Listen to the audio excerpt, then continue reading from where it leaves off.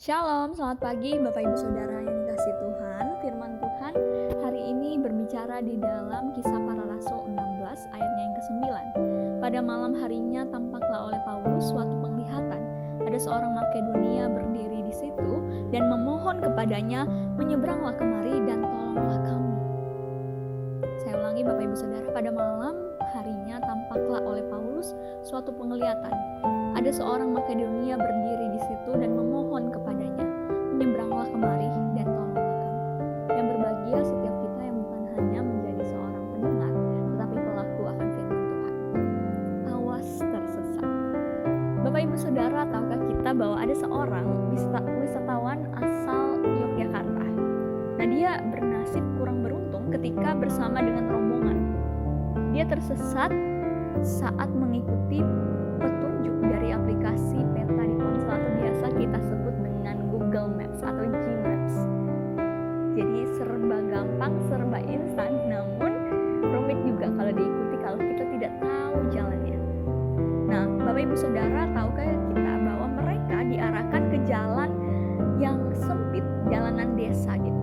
Jadi kayak banyak gang-gang lewatnya, yang sempit, yang penuh lumpur dan lain sebagainya. Maksud hati ingin melihat keindahan matahari terbit di Bukit Sikunir di Wonosobo.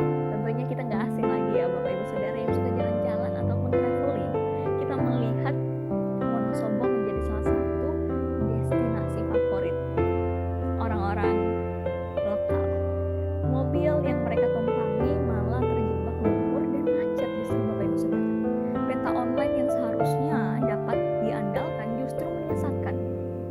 Dalam perjalanannya Bapak Ibu Saudara memberitakan Injil bersama Silas, Paulus dapat saja tersesat. Ia dapat membelot pergi dan memberitakan Injil ke Asia. Bahkan dia dapat mengabaikan tuntutan Roh Kudus. Kita melihat Bapak Ibu Saudara, namun lagi-lagi Paulus tidak demikian.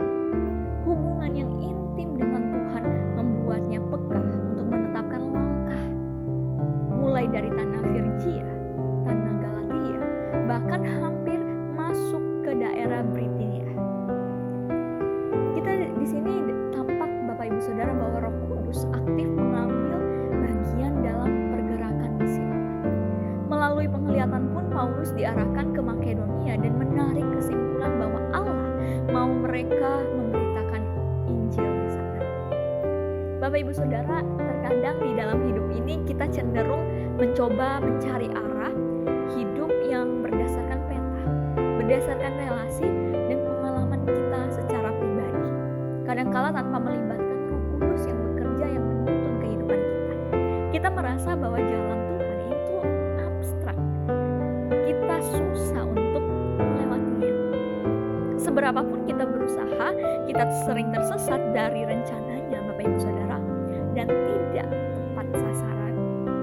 Kita perlu belajar untuk taat kepada tuntunannya, bukan tuntutan, tetapi tuntunan, dan tidak mengeraskan hati setiap kita. Sadarkah kita akan hal yang demikian? Siapa tahu dengan kita bersikap taat Bapak Ibu Saudara, kita jadi teladan di dalam memenangkan banyak orang bagi Tuhan. Sudahkah kita terlibat di dalamnya? Marilah hendaklah Bapak Ibu Saudara kita hidup selalu berbicara soal rencananya, yaitu Allah, Roh Kudus yang menuntun kita, bukan rencana kita secara pribadi.